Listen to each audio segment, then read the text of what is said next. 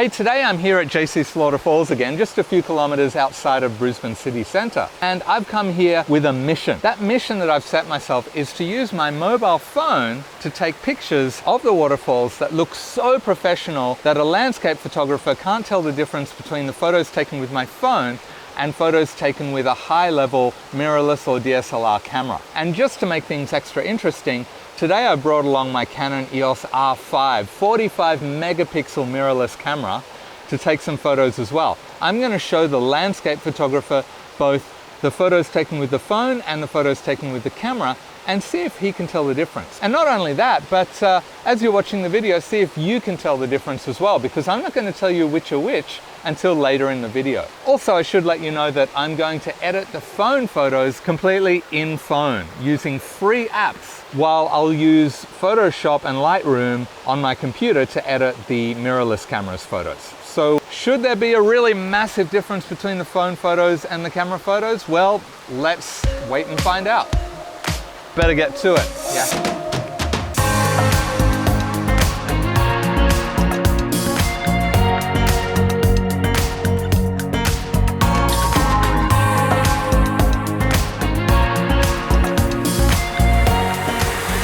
Not bad, not bad at all. It's looking a little bit bright to have a slow shutter speed for the mobile phone.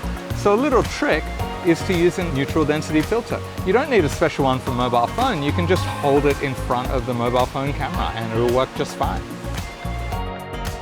All right, so I think I've actually gotten a couple of decent shots with both the phone and with the camera. And so we'll take them to Rory, the landscape photographer, and see if he can tell which is which.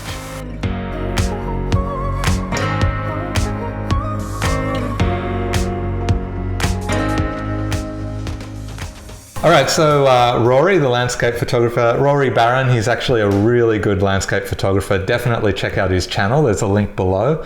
And yeah, subscribe to that because he does awesome landscape photography and good videos as well. Thanks, man. Yeah, he's here to check out these photos and see which ones are taken on a mobile phone and which ones are taken with the Canon R5. So not sure that that's fair to the mobile phone, but we'll see how we go. We'll see. Mobile phones are pretty powerful these days. I'm a little nervous actually. I don't want to mess this up. Especially it looks like there's landscape photography, right? So. All right, so first photo. See, I'm already doubting myself. You know, it's not as easy as you think. It's a little bit of a long exposure here. Now, I'm not too sure what your phone can do. Look, I feel like I'm going to say it's the camera because it's long exposure, and I don't know what your phone can do. So I'm going to say it's the camera. All right, so first one, camera, he's saying. Well, let's see. All right, next one. Oh, no. All right, so I'm noticing one thing here, and I don't know if this is edit, the watercolors, like the highlights on the waterfall's different. The other one was bluer, this one's not. Could be processing. But again, no, I know. Oh. It's actually quite a lot harder than I thought this would be. I was thinking it would just be like that and I'd figure it out, to be honest.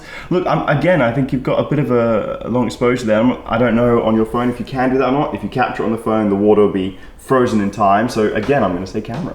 Okay, so camera 1, camera 2. All right, this is second day number 1. Okay, now I'm regretting what I've said.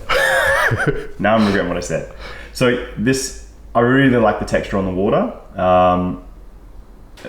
And this, I'm gonna again say camera.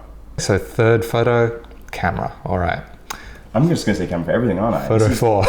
Is this, I'm gonna fail this. Wow. Now I think the first two I may want to change my answer, but I'm not too sure. This, I want to say camera again, because the water texture looks the same as the last one. So if I set the shutter speed, it's probably about the same. So the last one and this one, I'd say camera. So I guess the first two, can I change? I don't know. I'm doubting myself big time. Let's go through them all and then we'll see what I say. Last photo.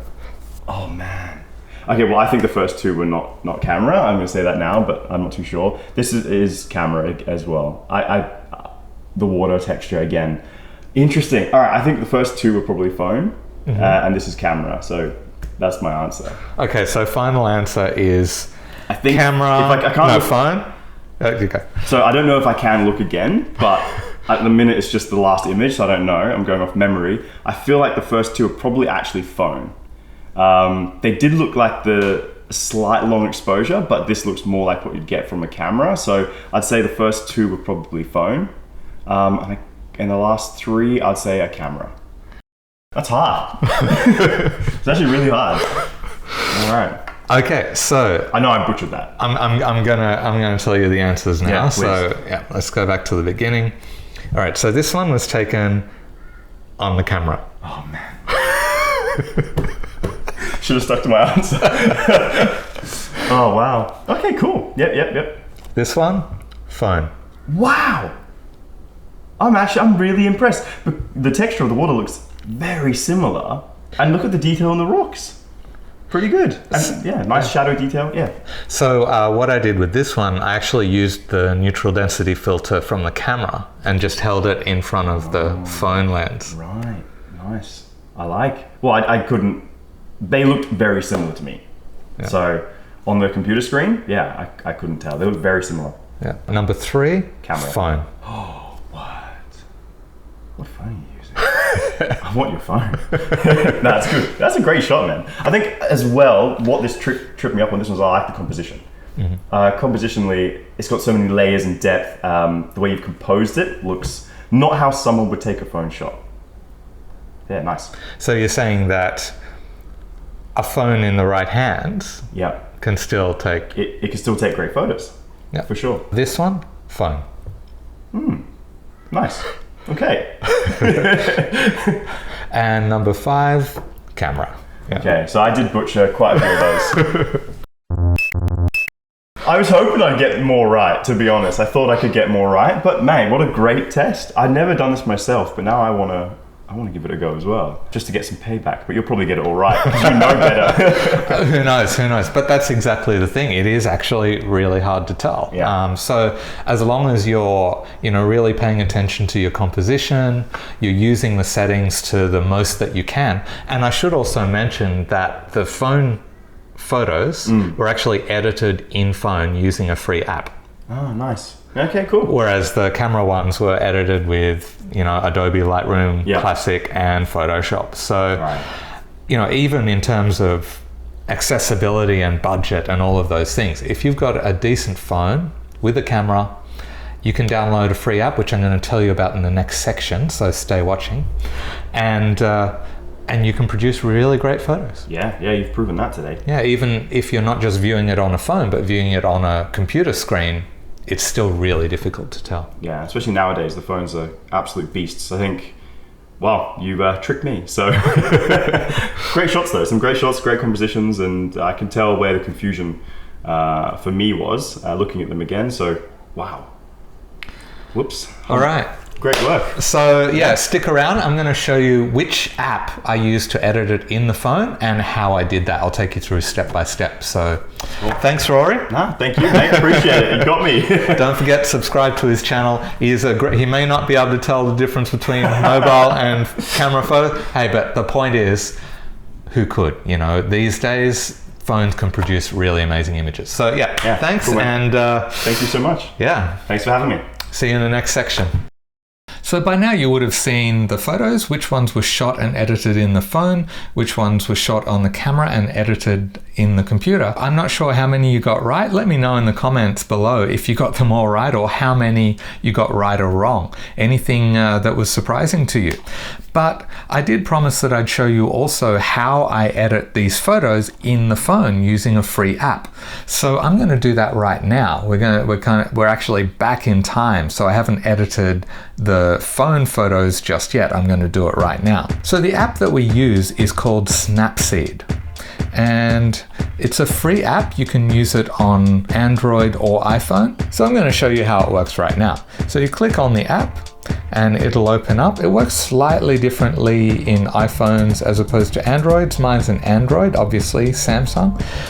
But you tap somewhere and it will open up your gallery and you scroll to whatever photo you want to use. I'm going to scroll down to where those photos are. Here they are. So let's just pick a random one that looks okay. Yeah, that looks pretty good. I'm going to use this photo and I'm going to edit it entirely in Snapseed. The first thing I'm going to do is go to Tools and Tune Image.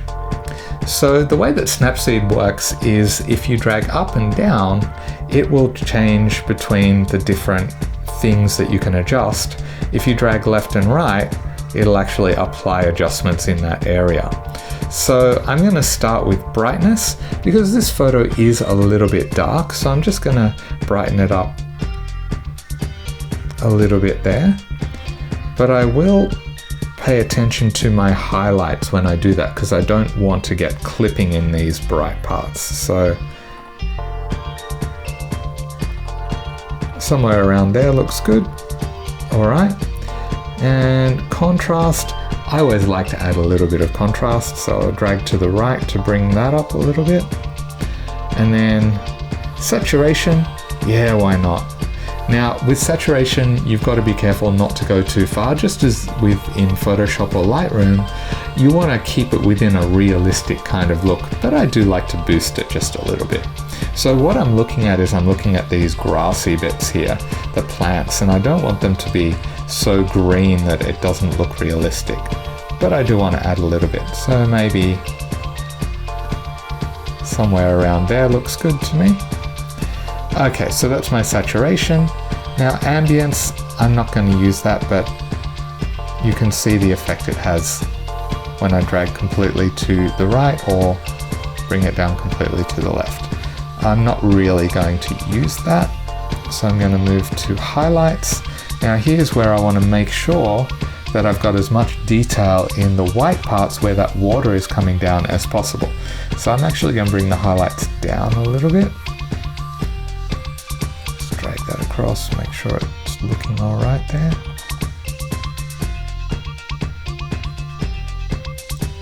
And likewise with my shadows, I might want to bring them up a little bit to get more detail where the rocks are quite dark.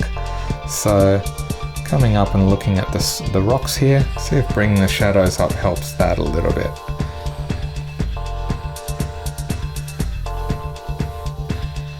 Yeah, I think that's much better. You've got a lot more detail. We've brought some of the detail out of the shadows there, but it has lost a bit of contrast, so I'm going to go back to contrast and just bring that up a little bit more again. And that's looking all right. Now, that's all of the things that you've got in Tune Image, apart from warmth, where you can adjust the color temperature, but I'm going to keep it exactly where it was. All right, so I'll just hit the little tick to accept those changes. Snapseed won't actually change the original photo, so you're always going to have the original there. You don't have to worry about ruining things by making bad adjustments in Snapseed and then you've lost the original image. It's always going to produce a copy of the image and work on that.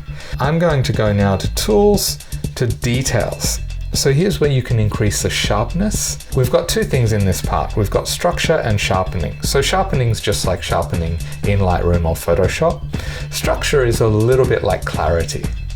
So I'm actually going to bring that up a little bit too, but I want to actually zoom into the image to make sure that it's looking good and not too much. See, I'm at 96 there, that's way too much. So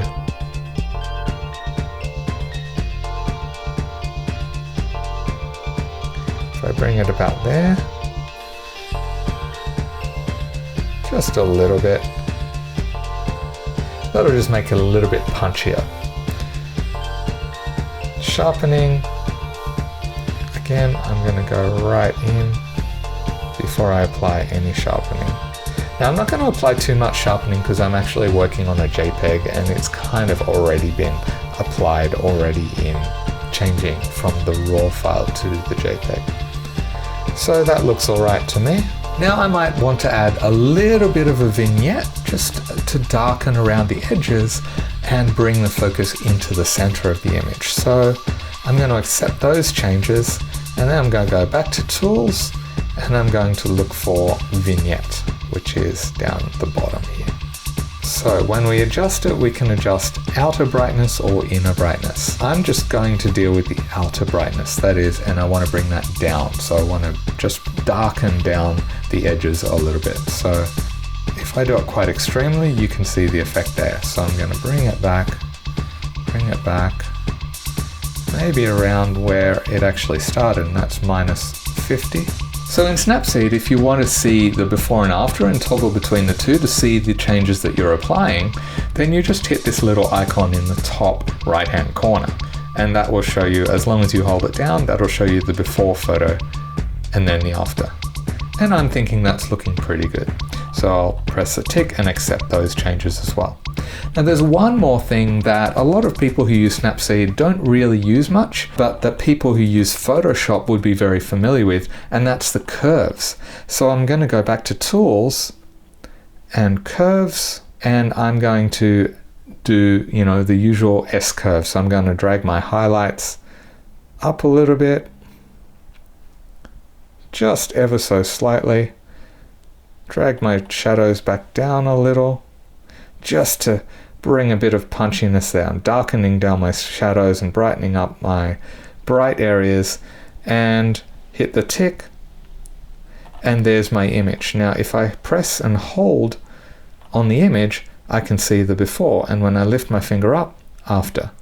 Before, after. So you'll see I've made that image quite a bit punchier. I find personally that Snapseed is much better than even the Lightroom or Photoshop mobile apps, and it has actually recently been voted the #1 in phone photo editing app.